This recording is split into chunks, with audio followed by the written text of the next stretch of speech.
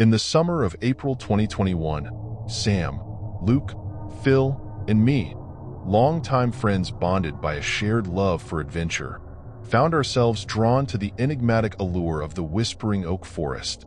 Excited whispers and nervous laughter filled the air as we embarked on our journey, backpacks laden with supplies and hearts brimming with anticipation. As we ventured deeper into the forest, the sunlight filtering through the canopy above cast a dappled pattern on the forest floor. I turned to Sam with a grin, my eyes alight with wonder. "Can you believe we're finally here, Sam? This place is incredible." Sam nodded, his gaze sweeping over the towering trees. "It's like stepping into another world," he replied, a hint of awe in his voice. "I've never seen anything like it." Our conversation was punctuated by the rustling of leaves and the distant calls of unseen creatures. Yet, beneath the surface, a sense of unease began to settle over us as the shadows lengthened and the forest seemed to take on a life of its own. "Hey, Sam," I said, my voice tinged with concern. "Do you get the feeling that we're being watched?" Sam frowned, his excitement giving way to a hint of apprehension. "Now that you mention it, yeah. It's like the forest has eyes." We pressed on, our steps quickening as we tried to shake off the feeling of being followed. But the forest seemed to have other plans, leading us deeper into its heart with each twist and turn of the trail. Suddenly, it started raining as we stumbled upon an abandoned cabin nestled in the heart of the forest. Its weathered wooden exterior stood in stark contrast to the vibrant greenery that surrounded it. As Sam and I cautiously navigated through the cabin's darkened corridors, our senses on high alert, the eerie atmosphere seemed to close in around us like a suffocating embrace.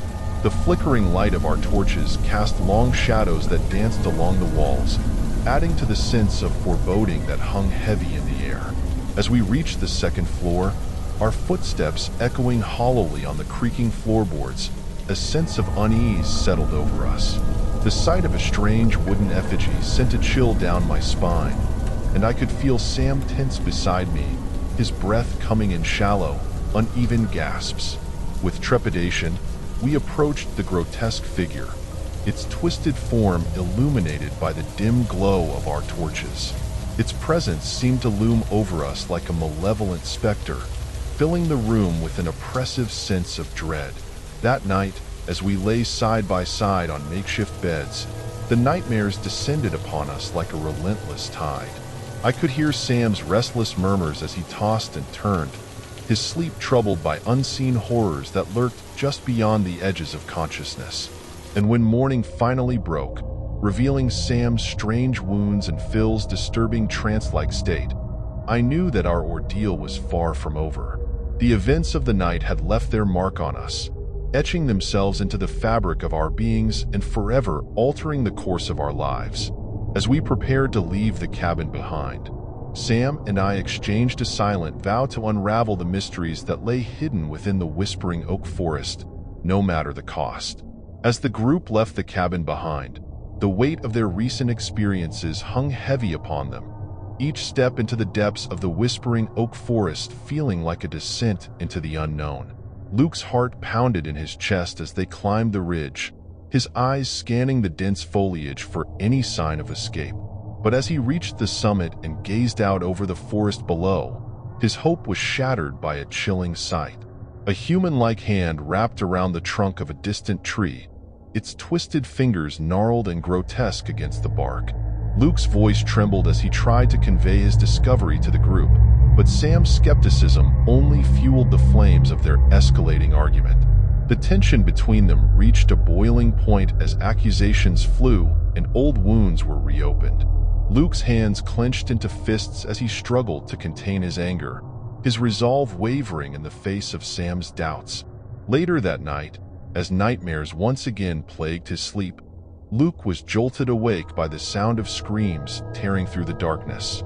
With adrenaline coursing through his veins, he and the others rushed deeper into the woods, their frantic search leading them to a horrifying discovery.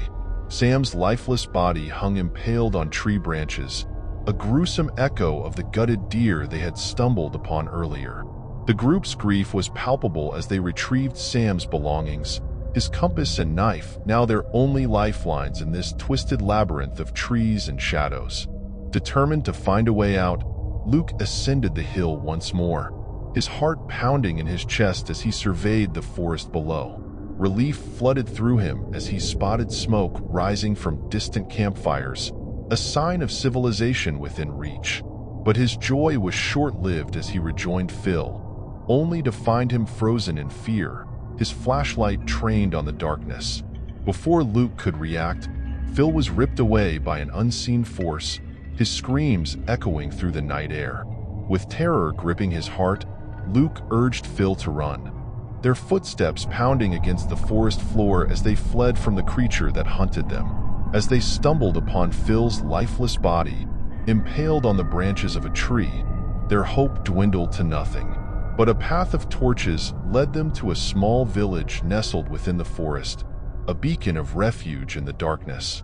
Collapsing on the floor of the nearest cabin, their bodies weary and minds reeling, Luke's relief was short-lived as he was swiftly overpowered by the village's inhabitants.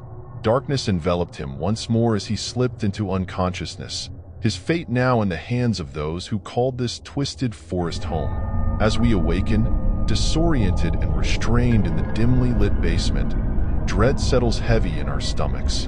An elderly woman enters, her presence unnerving as she inspects the puncture marks on Luke's chest, revealing a similar pattern on her own. Her actions send a chill down our spines, hinting at the sinister nature of our captors. With a command in a foreign tongue, she departs, leaving us to our fear. Soon after, two men seize Phil, dragging him away to the upper floor of the cabin. We exchange worried glances, realizing the gravity of our situation. A younger woman enters, her expression solemn as she explains the grim reality before us. Preparations for sacrifice are underway. Time stretches on, each moment weighed down by the impending doom looming over us. Phil returns, battered and bruised but alive, his words a grim directive. He implores Luke to find a means of escape, to break free from this nightmare and destroy the village that holds us captive. As Phil is taken outside and bound to a wooden post, the transition from day to night heralds a chilling roar from the depths of the forest. Our captors bow in reverent awe, their devotion to the unseen entity chilling to the bone. A vision seizes Phil, a haunting apparition of his loved ones emerging from the trees. But reality twists cruelly, revealing the true form of the creature. A monstrous being reminiscent of the wooden effigy from the cabin. Desperation claws at our hearts as Luke struggles against his restraints, driven by a primal urge to survive. Breaking one restraint with a painful sacrifice, he is interrupted by the sudden appearance of the young woman. In a tense exchange, she reveals the creature's identity as a Jotun, a deity of Scandinavian myth, and their twisted pact with it for immortality. With a chilling ultimatum, she presents Luke with a choice: submit to the creature or face certain death. As the weight of our predicament presses down upon us, the echoes of Phil's words linger in our minds, urging us to defy our fate and fight for our freedom, even in the face of unimaginable horror. After she leaves, Luke breaks free from his restraints and leaves the basement. He ventures to the upper floor of the cabin, hearing prayers and screaming coming from behind a closed door. Armed with a burning torch, he opens the door and finds a twisted congregation of mummified, but still living humans, evidently the end result of the immortality granted by their worship of the creature. Following Phil's last wish, he sets the worshippers alight. This act attracts the Jotun, who emerges from the forest to find the cabin burning. In a rage, the creature kills the remaining worshippers. Luke uses this opportunity to escape from the burning cabin undetected, armed with a rifle and an axe.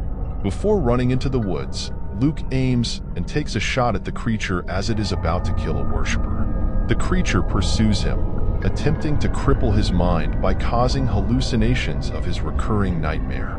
The creature eventually catches him and forces him onto his knees multiple times, offering Luke a chance to submit. He uses an axe which he had previously taken from one of the worshippers to strike the creature on its head. He then follows the sunlight, emerging from the forest into an open field. The creature does not emerge from the treeline, as it seems unable to follow. The monster roars at him, and he screams back in triumph. Luke turns from the monster and heads in the direction of a paved road with a passing car, a sign of civilization.